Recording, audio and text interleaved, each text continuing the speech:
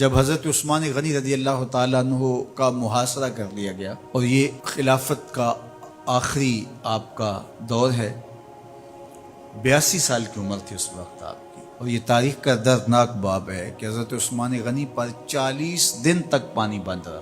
وہ ایک منصوبہ تھا، 3 لوگ 3 مختلف شہروں سے چلے، مصر سے، کوفے سے اور بصرے سے، 1,000 آدمی لے کر، اور مدینہ المنورہ میں پہنچ کر کے حضرت علی المرتضیٰ سے ملے، ام المومنین سیدہ عائشہ سے ملے، کبار اصحاب سے ملے۔ تو جو انہوں نے کہا تو انہوں نے ان کو کہا کہ نہیں، ایسی کوئی بات نہیں، فہمائش کر کے واپس بھیج دیا۔ حضرت عثمان غنی رضی اللہ تعالیٰ عنہ پر اقربا پروری کا الزام عائد کیا تھا، تو انہوں نے کہا کہ کوئی ایسی بات نہیں ہے۔ پھر یہ تھا کہ آپ نے کم عمر گورنر، کم عمر لوگ مقرر کیے، تو حضرت عثمان نے کہا کہ حضرت اسامہ بھی تو کم عمر تھے، حضور نے ان کو اگر مقرر کیا ہے تو یہ تو مثال ہمارے سامنے موجود ہے، لیکن یہ ایک منصوبہ تھا، اس منصوبے کے تحت یہ 3 جگہوں سے لوگ آئے تھے۔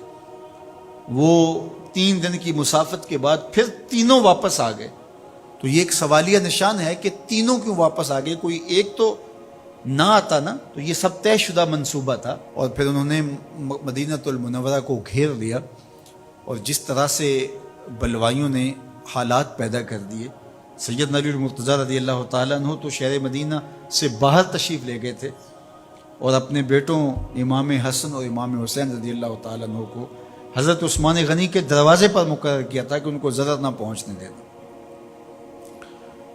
اب 700 صحابہ اجازت طلب کر رہے ہیں کہ آپ ان بلوائیوں سے نپٹنے کا میں جو ہے وہ اجازت نامہ مرحمت کریں، اور بہت سارے لوگ تو حج پہ جا چکے، یہ 18 ذی الحج کا واقعہ ہے جب آپ کی شہادت ہوتی ہے، تو وہ حج پہ جا چکے ہیں، تو جو یہاں موجود ہیں وہ اجازت طلب کر رہے ہیں، لیکن حضرت عثمان غنی رضی اللہ تعالیٰ عنہ نے کہا کہ نہیں، میں ایسی اجازت نہیں دوں گا۔ رسول اللہ صلی اللہ علیہ وسلم کا حرم شہر مدینہ لوگوں کے خون سے لالازار ہو، یہ میں اس کو گوارا نہیں کرتا۔ افواج موجود ہے، اور دنیا کی تاریخ میں آپ کو ایسا نہیں ملے گا کہ اتنی بڑی حکومت کسی کے پاس ہو اور وہ خود گھیر لیا جائے، اس کا پانی بھی بند ہو جائے، اور وہ حکم دے کہ نہیں، میرے لیے آپ ایک قطرہ بھی خون نہیں بہائیں گے۔ بلکہ آپ کے غلاموں نے جب تلواریں اٹھا لی تو آپ نے فرمایا کہ میرا حکم ہے کہ تم تلواریں نیچے رکھو، بلکہ میں تمہیں یہ آفر دیتا ہوں کہ جو غلام لڑے گا نہیں اور یہ میرے سے عہد کرتا ہے وہ آزاد ہے۔ حضرت ابو ہریرہ رضی اللہ تعالیٰ عنہ، حالانکہ یہ پڑھنے پڑھانے والے لوگ تھے، تعلیم و تعلم سے ان کا تعلق تھا، لیکن وہ بھی تلوار لے کے حضرت عثمان غنی کے دفاع میں آ گئے، لیکن حضرت ابو ہریرہ رضی اللہ تعالیٰ عنہ کو بھی حضرت عثمان غنی روک دیتے۔ مالک بن اشتر کہنے لگا کہ ہم آپ کی دستبرداری کے خواہاں ہیں، آپ خلافت سے دستبرداری اختیار کر لیجیے۔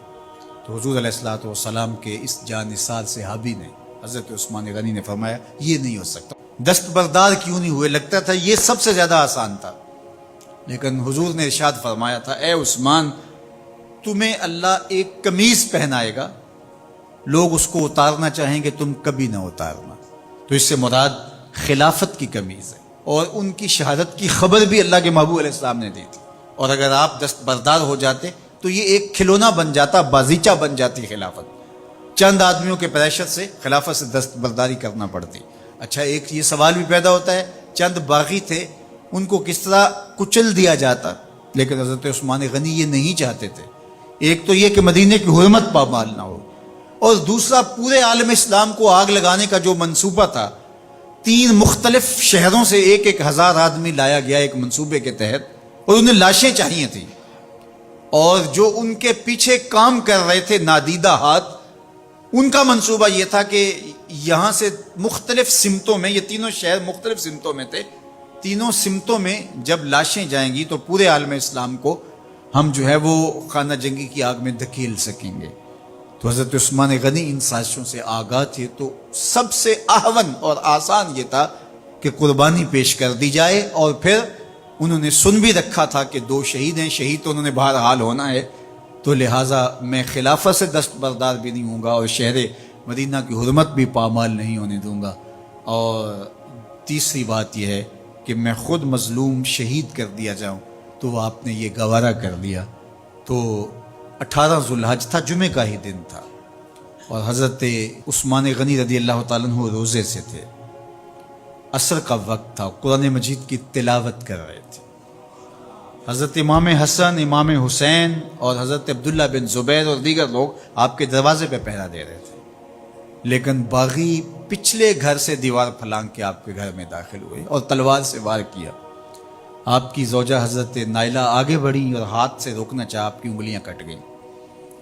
پھر دوسرا وار کیا تو حضرت عثمان غنی رضی اللہ تعالیٰ عنہ کا دایاں ہاتھ کٹ کے گر گیا۔ حضرت عثمان غنی رضی اللہ تعالیٰ عنہ نے افسوس کیا اور کہا کہ تم نے وہ ہاتھ کاٹ دیا جس سے میں وحی کی کتابت کیا کرتا تھا۔ پھر اس کے بعد آپ پر 9 وار کیے گئے اور آپ کو شہید کر دیا گیا، اور آپ کا خون قرآن مجید پڑھتے ہوئے اس آیت پہ گرا، فَسَيَكْفِيكَهُمُ اللَّهُ وَهُوَ السَّمِيعُ الْعَلِيمُ۔ تو حضرت عثمان غنی رضی اللہ تعالیٰ عنہ مظلوم شہید کیے گئے، بھوکے اور پیاسے شہید کیے گئے، ظلماً شہید کیے گئے۔ حضرت عبداللہ بن عمر رضی اللہ تعالیٰ عنہ فرماتے ہیں کہ حضور فتنوں کا ذکر کر رہے تھے کہ فتنے ہوں گے، بہت بڑے فتنے ہوں گے۔ تو ایک شخص نے چادر اوڑھی ہوئی تھی اور وہ مجلس واعظ کے قریب سے گزرا جہاں حضور کچھ ارشاد فرما رہے تھے، تو آقا کریم نے اشارہ کر کے کہا اس دن یہ شخص حق پہ ہوگا۔ عبداللہ بن عمر کہتے ہیں کہ میں اٹھا اور جا کے دیکھا تو وہ حضرت عثمان تھے۔ تو میں نے حضرت عثمان کے چہرے کو پکڑ کے تھوڑا سا حضور کی جانب کیا اور میں نے کہا حاضہ حضور، یہ اللہ کے محبوب، میں ہاں یہی، جب فتنے ہوں گے تو فرمایا یہ حق پہ ہوگا۔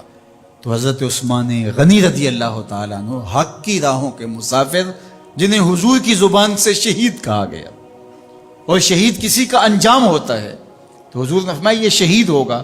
شہید وہی ہوتا ہے جو بحالت ایمان اس دنیا سے راہ خدا میں اپنی جان قربان کرے۔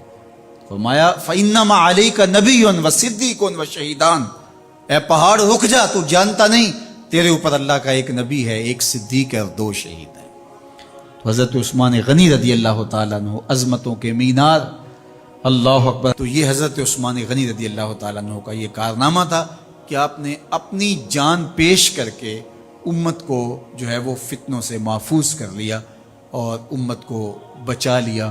حضرت عثمان غنی رضی اللہ تعالیٰ عنہ پہ کروڑوں رحمتیں، کروڑوں سلام۔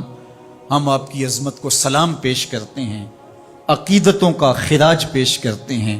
حضور کی خدمت میں ایک جنازہ لایا گیا اور حضور سے عرض کی گئی حضور اس شخص کا جنازہ پڑھا دیجئے، تو حضور نے انکار کر دیا، کہا میں جنازہ نہیں پڑھاؤں گا۔ تو صحابہ نے عرض کیا یا رسول اللہ، کبھی ماضی میں ایسا نہیں ہوا، جب بھی کوئی جنازہ لایا جاتا ہے تو آپ جنازہ پڑھا دیتے ہیں اور آپ نے آج انکار کر دیا ہے؟ تو فرمایا یہ شخص میرے عثمان سے بغض رکھتا تھا اور اس کو اللہ نے بھی اپنی رحمتوں سے محروم کر دیا ہے۔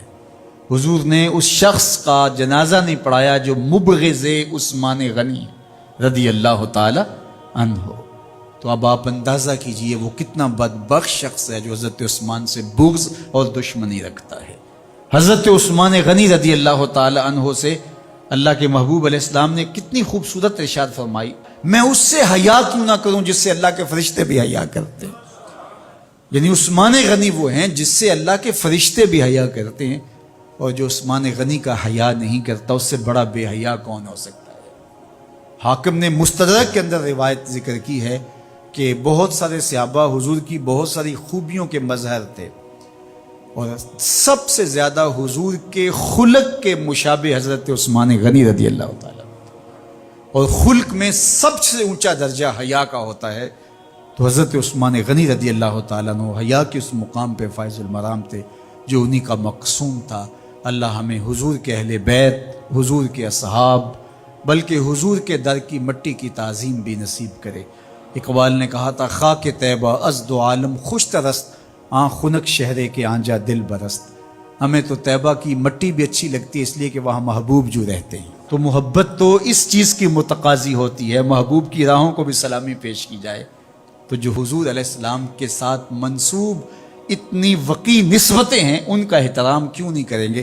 تو حضرت عثمان غنی تو داماد رسول ہیں، حضرت عثمان غنی تو ذو النورین ہیں، حضرت عثمان غنی تو حضور علیہ الصلوۃ والسلام کے محبوب اور حضور علیہ الصلوۃ والسلام کے پیارے ہیں، ان کو جنت کی بشارت دی گئی ہے، عشرہ مبشرہ میں سے ہیں، 4 جلیل القدر خلفاء میں ان کا نام شامل ہے، اور پھر حضور کی 2 صاحبزادیاں ان کے نکاح میں آقا کریم نے ان کو شہید خود قرار دیا، اور میرے اور آپ کے آقا و مولا نے کہا آج کے بعد کوئی عمل عثمان کو نقصان نہیں دے گا، اور کہا عثمان سے میں حیا کیوں نہ کروں، اس سے اللہ کے فرشتے بھی حیا کر